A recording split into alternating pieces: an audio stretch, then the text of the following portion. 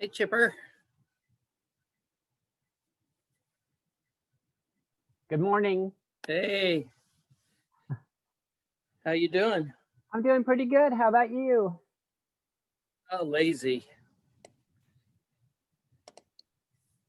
This is one of those mornings I could have slept in. I was really zing away. And I thought, oh, I got to go start the Zoom. So I have to get up and get dressed and everything. Well, Lynn, I have bad news about the stove top. I was going to get rid of it, and then because it had blue things in the middle of the burners. Uh-huh. And I told Kenny, I said, I just can't deal with that blue on there. And he goes, well, then let's peel it off. It was just a covering to keep it from getting scratched. Don't you love it when you do stuff like that? Oh, well, I'm glad you didn't try and cook on it. really? Well, it's not hooked up yet. Okay. I could just see it going up in smoke. That's right. Well, I can see me sending it back and saying, I didn't like that blue on there. That's pretty good, Chip. Yeah. Pretty good. I'm not real bright sometimes. Well, you know, we all have those little corners of our minds where the light just doesn't shine quite as clearly as it might.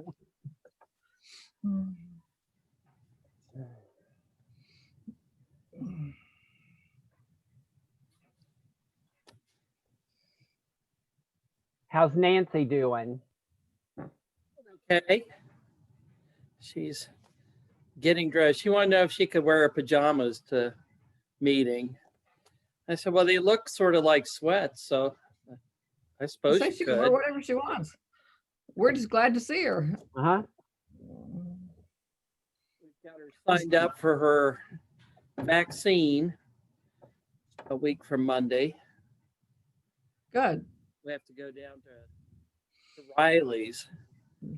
Steve and I were just talking the other day about how difficult it's going to be when we go back to meeting at the meeting house, where we have to actually go outside of the house type clothes, and Yeah, we can't sit in our recliners for meeting for worship. You know, that's going to be different after a year of this. I think we should just buy recliners. There we go. What a good idea. I would be asleep during quiet time. With cup holders With cup holders, yeah. for our Right. coffee. And Yep. Works for me. well, so a friend of mine, Doug Paget, is the pastor at a place called Solomon's Porch up in Minneapolis. And they took all the pews out and put it in old sofas and easy chairs in a circle. It's not even Quaker, but they did that. Great idea. But I got up this morning. He's been very involved in politics of late with this group called Common Cause. Uh-huh. And I got up this morning and he was being interviewed on CNN Oh, wow. Cool. about the religious implications of the past election. And the number, he had statistics about the number of original evangelical voters who voted for Trump versus this time. And so it was a real interesting interview on CNN. I'm sure you can find it, but he's very calm and everything on TV. He's not in real life. He's very hyper, but. Who are you talking about? Doug Paget. He's a pastor of Solomon's Porch up in Minneapolis. He's a friend of mine. Very interesting guy. John, are you on the moon? You look like you're in outer space. That's a great background. Yeah. I am. I'm experimenting today. See what I can do with the background. Makes my blanket back here look pretty boring. Guess I'll have to get my Quaker hat on Really? from that filter. Yeah, I didn't say a hat. I saw some mustaches and eyebrows, but I passed on those.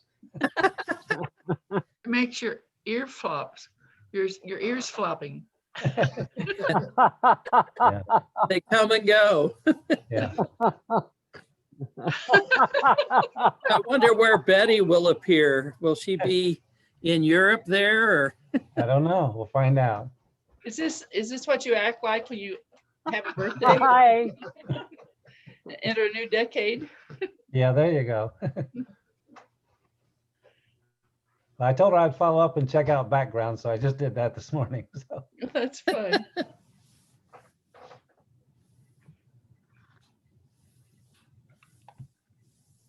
So has anybody had your vaccine yet? not yet. Nancy gets hers Monday, a week from Monday. Okay. Nope, I haven't. I think Beth and Loring were to have theirs this Yeah, week.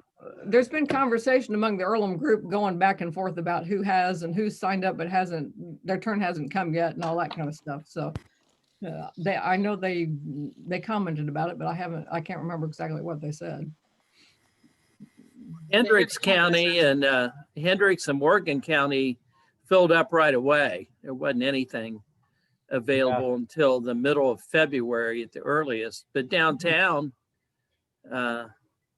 we got signed up at Riley Hospital right away. Oh, wow. So, Okay. I mean, relatively right away, a week, so. I went back in yesterday and gained 10 days. Oh, wow. Great. Yeah, Yeah. I have to wait a while longer before I can sign up. So I'm looking forward. Lisa was telling me though, of course, it's a trip, that if you go to one of the vaccine sites and tell them that you'd be willing, if they have doses for somebody who didn't show up, that they'll put you on a list because they want to use them all. I know some friends of ours took her, they're like our age, roughly my age, something like that. And they took her mother in to get her vaccine. And while they were there, they said, well, do you want yours too? And so even though they weren't signed up, they got there. But I don't know, they live here in Decatur Township. I don't know where it was that they went.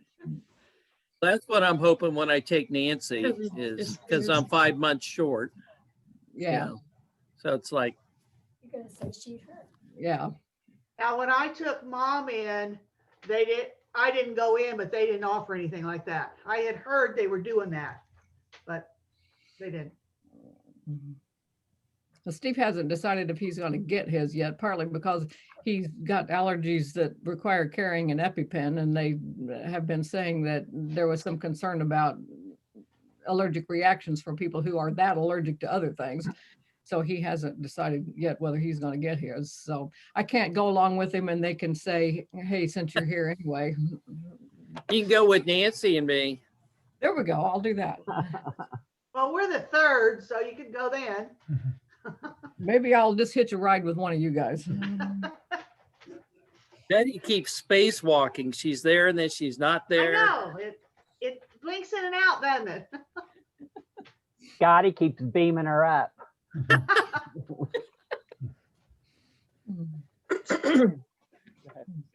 Yeah, see, I go in and out. Yeah. When you move, Yeah. it loses you. Or whatever. Morning, Sue, Chris, Dale, Dan, Dale and Sylvia. Dan and Sylvia, good to see everybody. Morning. Is it snowy in Iowa? Yes, it still is. I mean, again, it is. We had about 6 more inches this week Oh, wow. and a little bit last night. So the sidewalks are covered up again. It's It's really beautiful. We haven't seen it. Yeah, it hasn't been clear since we got here No, I just figured. 5 weeks ago. It's just pretending to Maybe snow it's here. Good morning. Morning, Nancy. View. You can see inside Nancy's house. See those beams, old barn beams. I think it fits the background that I just come in and out. That's funny. Good morning, Chris. Morning, Dan. I do this. Let me remember what's this. And Kind of then distracting. this one.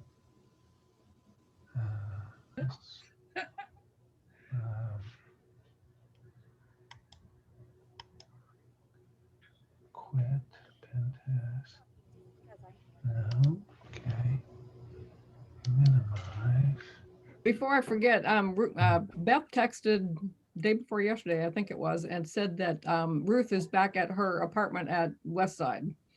Ruth had called me sometime earlier in the week and indicated that she thought she was going to be going soon and was really looking forward to it. So I'm sure she's really glad to be back. I think I said back in her apartment. I'm not sure that's right. She may have had to go to assisted living for a little while, but she's back at West Side anyway. Leave it there. I think she's back at her apartment. Is she? Okay. Yeah, that's what Beth told me. Okay. Talked to her one day this week. Today's Beth's birthday, by the way. That's right. It is. Oh. That's what happened there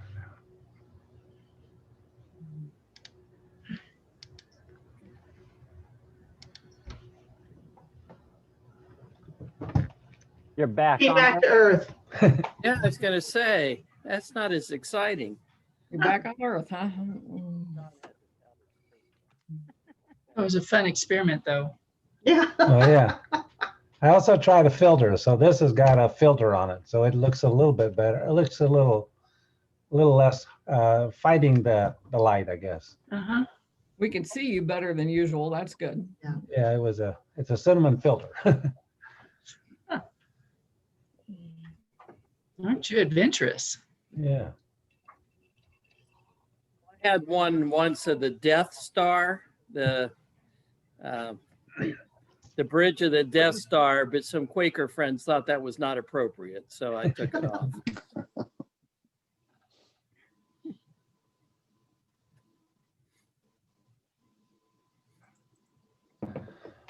Don't get quiet. Where in the hell are you?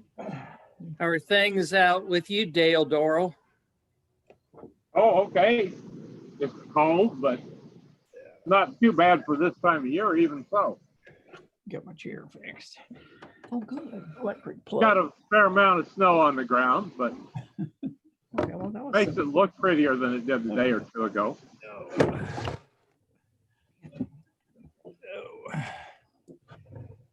It's snowy up in Goshen, Chris? It, there are flakes, but there's no accumulation.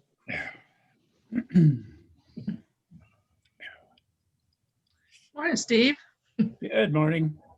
How are you folks? Doing well, thank you. All hats say, LA. A year ago, we all were out in LA first part of January and had a wonderful family vacation. And this is one of my souvenirs. Oh. The only one I could afford, actually.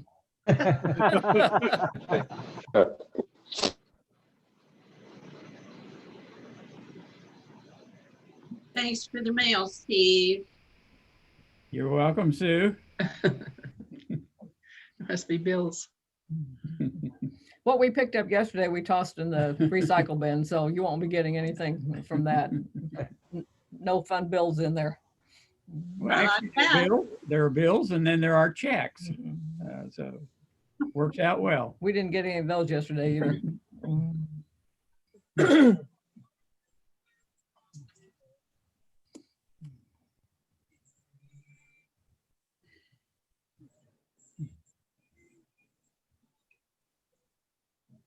So Dan Bean, we've been hauling corn to the elevator and things were going smoothly until Thursday, and they were broke down. And so our driver sat in line for over an hour and a half to wait to dump. So that's always a sad thing to have to do. So this is a corn that you sold months ago for $3, or did you get your $5 this time?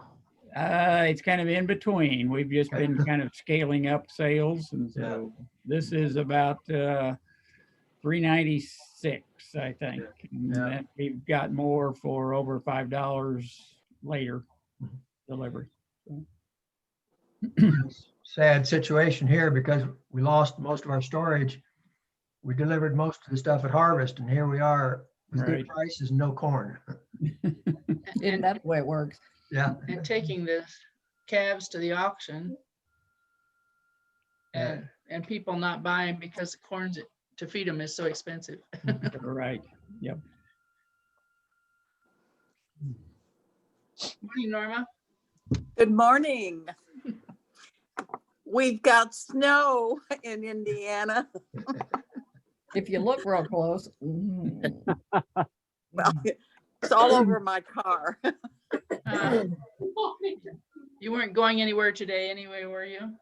Oh, yes, I've been playing at Valley Mills every Sunday Oh. since the 1st of October. Well, one Sunday in October and then November, December, January. They're still having in-person meetings at Valley Mills. I had a visit with Wanda this week. She called to ask where I live. And she said she's taking the interim role there while they're looking for a new pastor. That's correct, yes.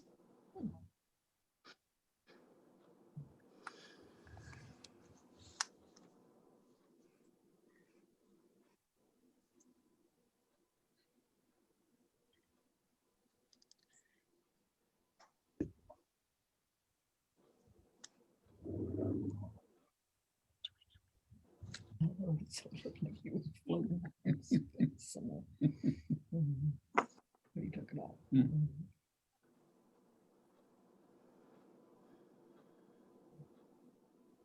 Steve, you got some joke to share? I mean, just like class, you see somebody talking, it's like, well, if you can't share it. I was just telling Steve about John's background a while ago. Oh. I He's can go come back. back to Earth now. He has always been out of this world. There you go. I thought it was appropriate for what I taught. Morning, Dave. I just like Betty fading in and out. It's like she went on a spacewalk and then all of a sudden she's back. And it's an interesting background. Reminded me of I Dream of Jeannie. Have you ever thought of yourself as Jeannie, Betty? No.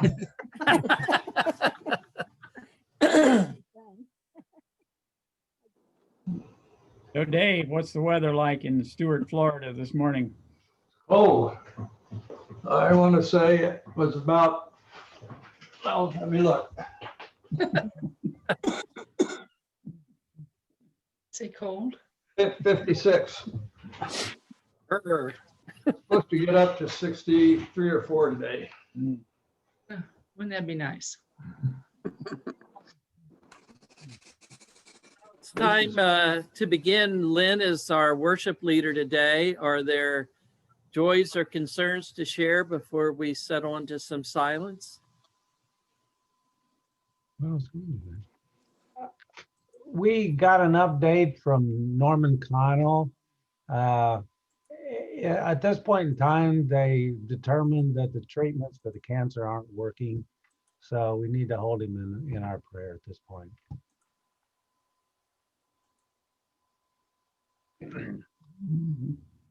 I have a friend that's in the hospital, and if you could hold him in your prayers and thoughts.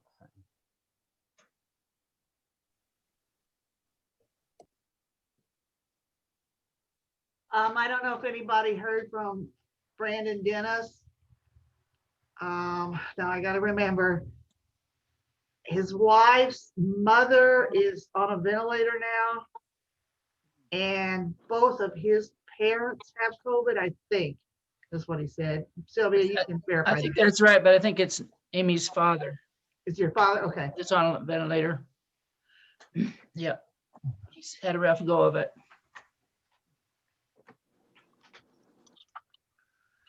One of my friends on the Wilmington Board of Trustees, his grandparents, he's much younger than me.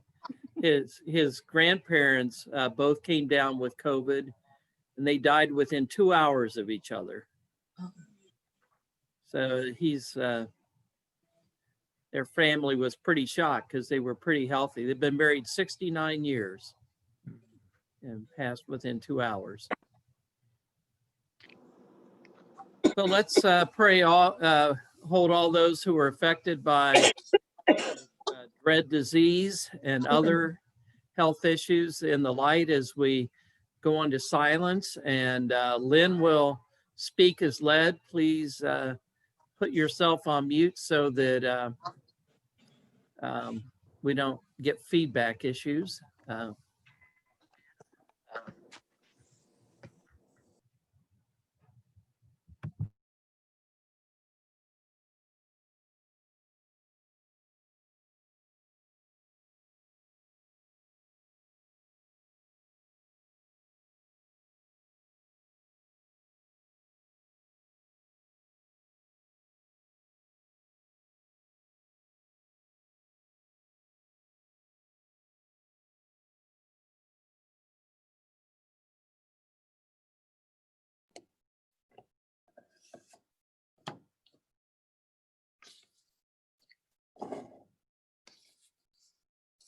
Well, I'm not much of a fan of the long dark nights and the short days of winter.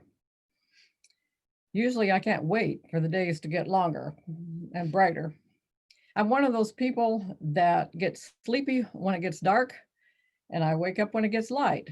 So this time of year, I often feel like hibernating. This year though, I keep stumbling onto things that encourage me to look at darkness differently. Rather than seeing it as depressing or something merely to be tolerated until the light returns, I'm being reminded that there are some things that I couldn't do as well in the daylight as in the dark. A simple example is that we couldn't see the Christmas star when Jupiter and Saturn aligned in December in the daytime. It was only visible at night. And my neighbor's Christmas lights were a lot prettier at night than they were in the daylight. Friends' Facebook pages in December often seem to focus on the importance of darkness in our lives too. Now, maybe people talk about that in December all the time, I don't know. No, but it struck me differently this year. I feel like I'm being led to see darkness as a time of germination rather than hibernation. A novel that I'm rereading takes place during the time of King Arthur, and it's reminding me that our ancestors, both pre-Christian and Christian, saw changes in daylight and darkness as part of the cycle of nature, something to be accepted rather than resisted. The advent of electricity has allowed us to think of darkness as an enemy rather than as a potential friend. If we look around at the natural world, though, even the non-farmers among us realize that bulbs and seeds planted must stay in the cold, dark ground until circumstances are right for them to sprout and grow. Without lying in the cold darkness, an acorn doesn't become an oak tree. It's just squirrel food. As we look around in our world today, it's easy to see lots of darkness and lots of reasons to feel hopeless, sad, or maybe even angry about the darkness around us. It's hard to keep our balance when we're surrounded by darkness. A quick example is closing your eyes and trying to walk across a room heel to toe. It's kind of hard to do that with your eyes shut. Sight is very helpful in that situation. However, as with seeds, so it is with the world. In order for better times to come, we must go through periods of darkness where all we can do is hang on to hope, even without being able to see any reasons for hope. Howard Thurman, in The Work of Christmas, says, "The new thing that God seeks often occurs in times of disruption, when the familiar world has collapsed and the future is in doubt. When the days grow shorter and we wonder if darkness will swallow the light. God's new thing is the vision of something more, a hovering possibility that challenges the world as it is," end quote. Along with darkness often comes silence, and many of us, even though we're Quakers, don't like silence any better than we like darkness.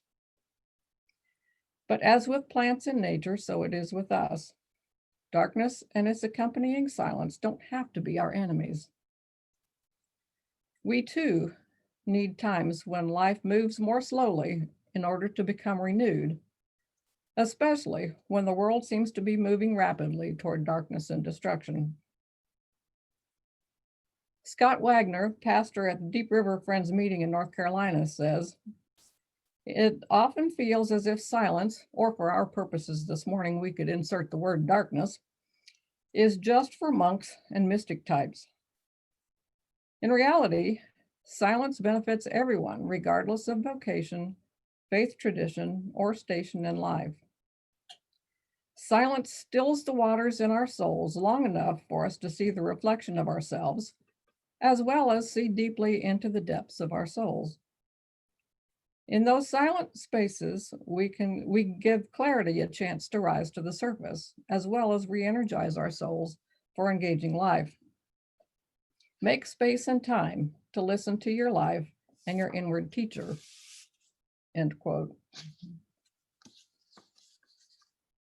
Sometimes the darkness is a period of chaos in the world around us. Sometimes it is a slow period in our personal lives when we can take time to go deep inside to the place where God meets us in our souls. During these times of darkness, we can hear ourselves in different ways than we normally do. We often think of these dark times as bad. But one of my favorite authors, Elizabeth O'Connor, says, "I am convinced that what has the greatest meaning for us is what we uncover for ourselves," end quote. Darkness and silence can provide for us the space to hear in new ways the many voices inside that clamor for our attention. They allow us to take time to quiet what Buddhists call our monkey brain that chatters all the time, so that we can hear our own deeper voices and also the voice of God. Catholic priest Thomas Merton says, "In prayer, we discover what we already have.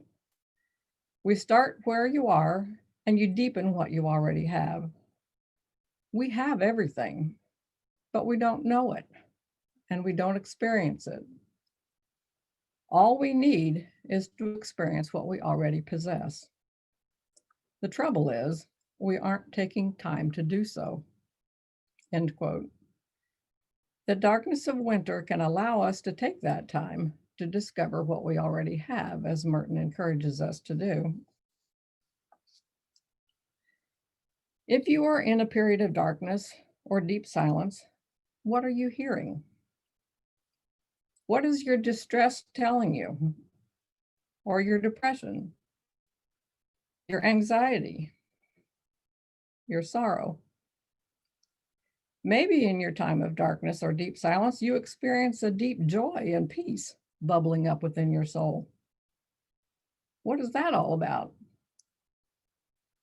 Each of these emotions can speak to you if you listen. And often we listen best in the darkness or silence when we're not distracted as much by the busyness of our lives. During these dark days of winter, I encourage you to take time to explore the darkness, both in the world and within yourself. What is God saying to you there? Two things I know God is saying to each of us, if we but listen. One is that we are loved by our Creator more than the human mind is capable of understanding. And two, even though the darkness feels lonely and frightening, we are never alone there. Our loving Creator is always there with us, whether or not we can feel that loving presence. To close, I'd like to share a poem by Jan Richardson entitled, "Blessed Are You Who Bear the Light." Blessed are you who bear the light in unbearable times, who testify to its endurance amid the unendurable, who bear witness to its persistence when everything seems in shadow and grief. Blessed are you in whom the light lives, in whom the brightness blazes, your heart a chapel, an altar where in the deepest night can be seen the fire that shines forth in you in unaccountable faith, in stubborn hope, in love that illumines every broken thing it finds.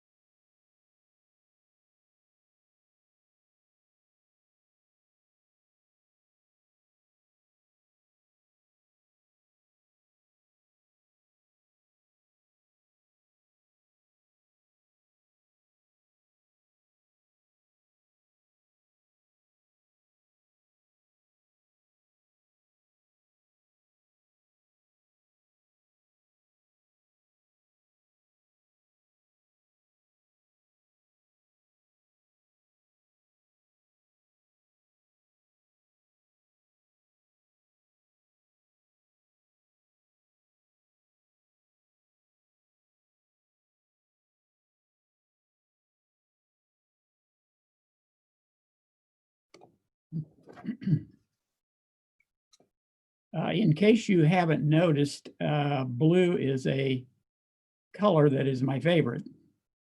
My house shoes that I have on this morning are blue. And yes, even my eyes are blue. Always fascinates me that we humans associate colors with emotions. For some people, feeling blue is a feeling perhaps of not quite right, kind of out of sorts, slightly depressed. But for me, blue has always been a very positive color.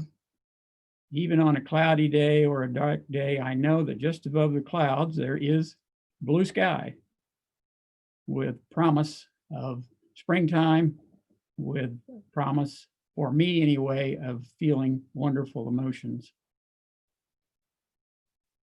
So I would encourage you this morning, if you are feeling blue, to see that as a positive. Or perhaps you're feeling red because you're angry about someone or something. Perhaps you're green with envy because your neighbor has something that you don't have and you wish you did. Perhaps you're feeling black, very depressed and don't know where to turn for answers.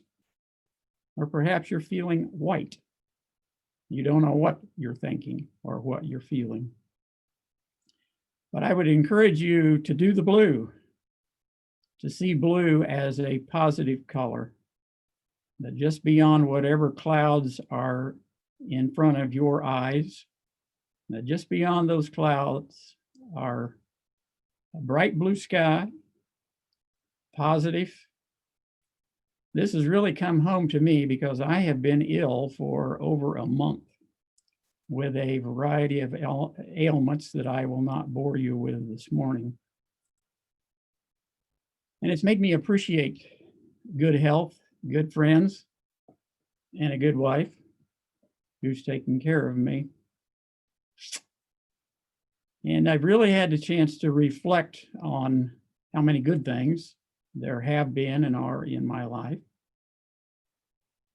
And so that's why this morning I would encourage you to do the blue, be positive.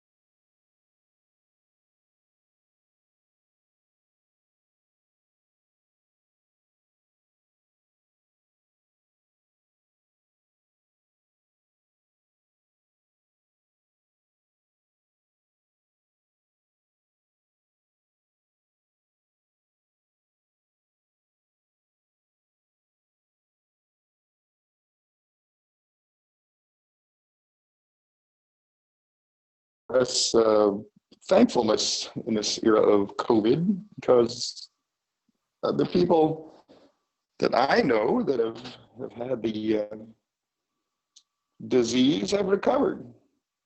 And I want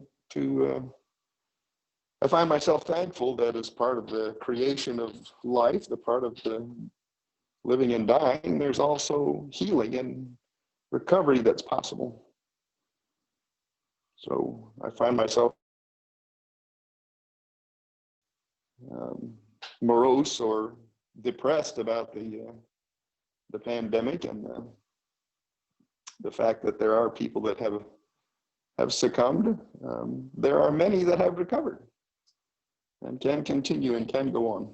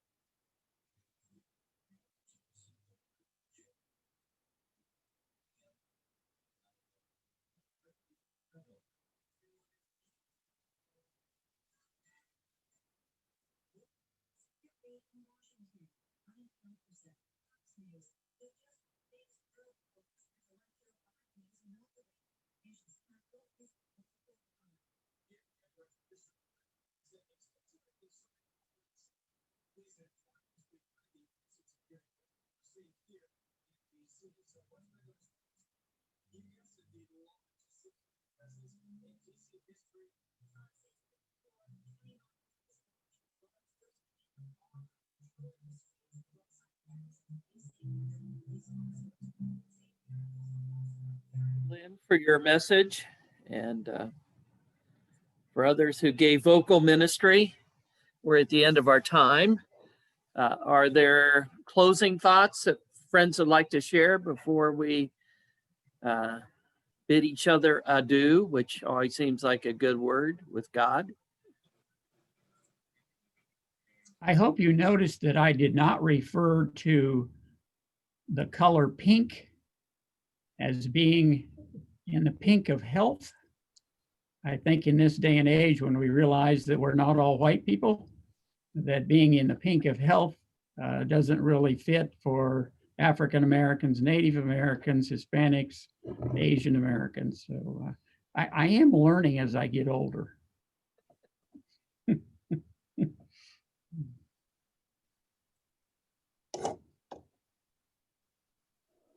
Thanks, everyone, for joining. It was good to see you all. And hopefully we'll be together, God willing, next week.